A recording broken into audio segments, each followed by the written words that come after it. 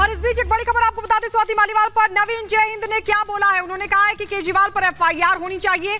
ये मामला लाखों महिलाओं से जुड़ा है, स्वाति को बाहर आकर बोलना चाहिए। आइए सुनवाते हैं आपको स्वाति मालीवाल के पूर्व पति ने क्या कुछ कहा। स्वाति जी के साथ जो हादसा हुआ वो भी सीएम आवास पे, संजय सिंह के एक स्टेटमेंट के अलावा आम आदमी पार्टी ने चुप्पी साध ली है। इस पे आप क्या कहेंगे? नहीं, चुप्पी तो इसलिए साधनी पड़ेगी ना कि ये जो हमला हुआ है ये पूरी तरह से बहुत एक तगड़े तरीके से षड्यंत्र करके साजिश करके हुआ है। और संजय सिंह तो तोता है, वो कुछ है नहीं उसका। तो उसको खुद वो राज्यसभा कैसे गया था उसको पता है कि ये बात मुझे पता है कि वो कैसे राज्यसभा खुद गया था।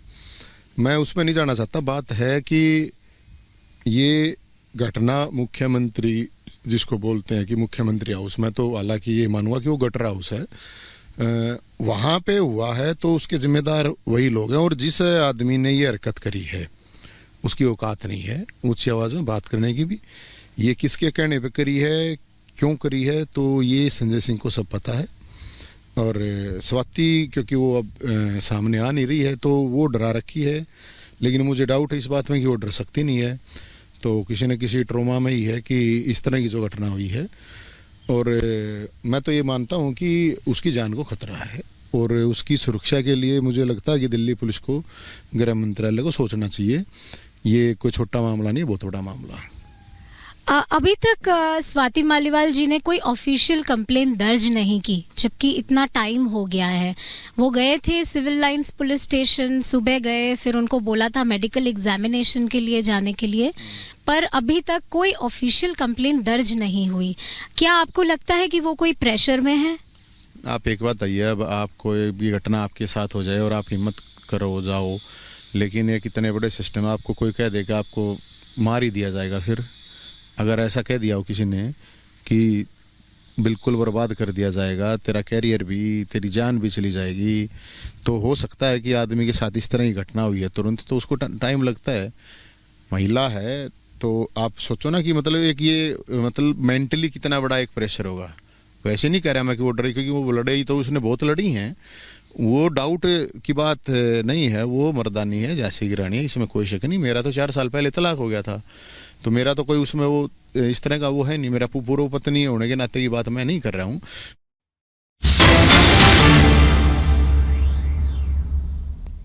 पूरी तरह इसकी हवा निकल चुकी है। इनकी नकारात्मक राजनीति को जनता ने पूरी तरह खारिज किया है। मुझे आश्चर्य होता है कि कांग्रेस के अध्यक्ष मल्लिकार्जुन खड़गे जी, उनको सच बोलने की आदत डालनी चाहिए।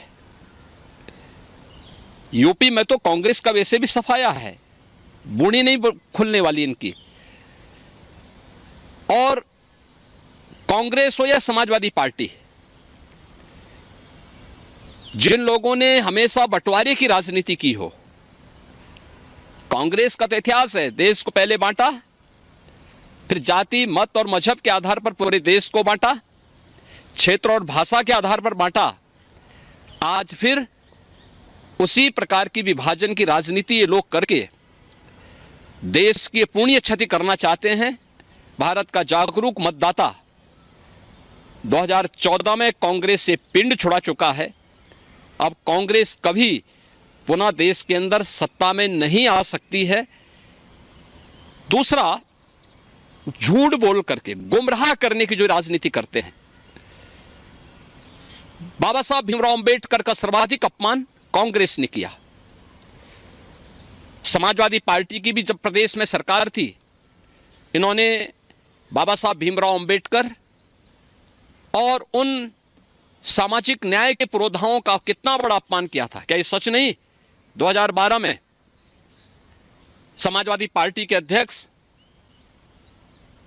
उस समय प्रदेश के मुख्यमंत्री बनी रहे थे, इन्होंने कहा था कि यहां पे जितने भी दलित महापुरुषों के स्मारक बने हुए इन सबको तोड़ करके यहां पर हम लोग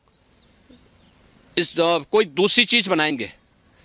ऐसे ही बाबा साहब भीमराव अंबेडकर के नाम पर बना हुआ कन्नौज का मेडिकल कॉलेज का नामकरण इन्होंने हटा दिया था।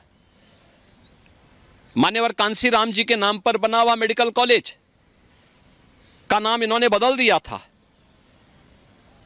लखनऊ में भाषा विश्वविद्यालय का नामकरण इन्होंने बदल दिया था।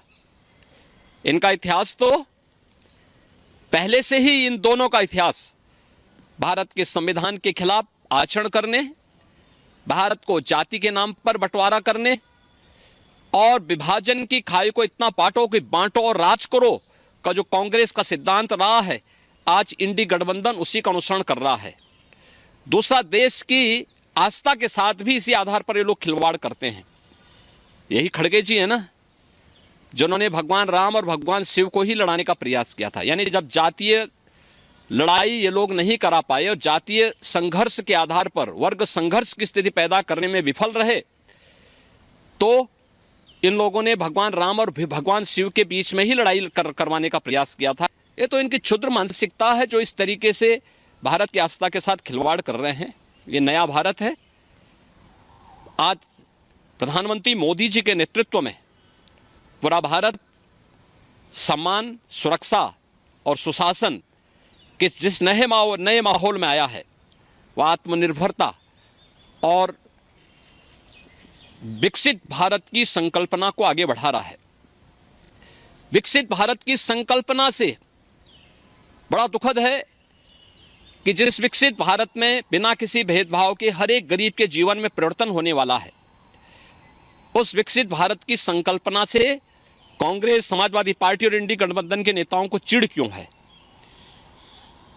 ये लोग इस बात से चिढ़े हुए हैं कि मोदी जी के नेतृत्व में भारत क्यों तेजी से आगे बढ़ रहा है, और इसीलिए कभी ये पाकिस्तान की वकालत करते हैं, कभी ये लोग जातीय जनगणना के आधार पर समाज को ही आपस में बांटने की वकालत करते हैं, कभी ये लोग संविधान में छेड़छाड़ की बात करके और गुमराह करने का प्रयास कर रहे हैं। सच्चाई यह है कि संविधान में जितना संशोधन और जितना ज्यादा छेड़छाड़ कांग्रेस ने की, उतना किसी ने नहीं किया। और आज भी कांग्रेस और समाजवादी पार्टी लगातार इस प्रकार का षड्यंत्र कर रही है जो देश और समाज के लिए अपूरणीय क्षति हो सकती है। देश का जागरूक मतदाता, कांग्रेस और इंडी गठबंधन से जुड़े हुए जितने भी दल हैं जो आज अनुसूचित जाति, जनजाति और पिछड़ी जाति के आरक्षण के अधिकार पर सेंध लगाना चाहते हैं, इनको पूरी तरह 4 चरणों में खारिज कर चुका है। आने वाले चरणों में भी जो शेष 3 चरण हैं, इनमें यूपी के अंदर भी और देश के अंदर भी जनता जनार्दन पूरी तरह खारिज करेगी। क्योंकि अगर कांग्रेस नेतृत्व का इंडी गठबंधन आएगा तो ये राम विरोधी है, ये भारत की आस्था का विरोधी गठबंधन है, यह देश के देश में अनुसूचित जाति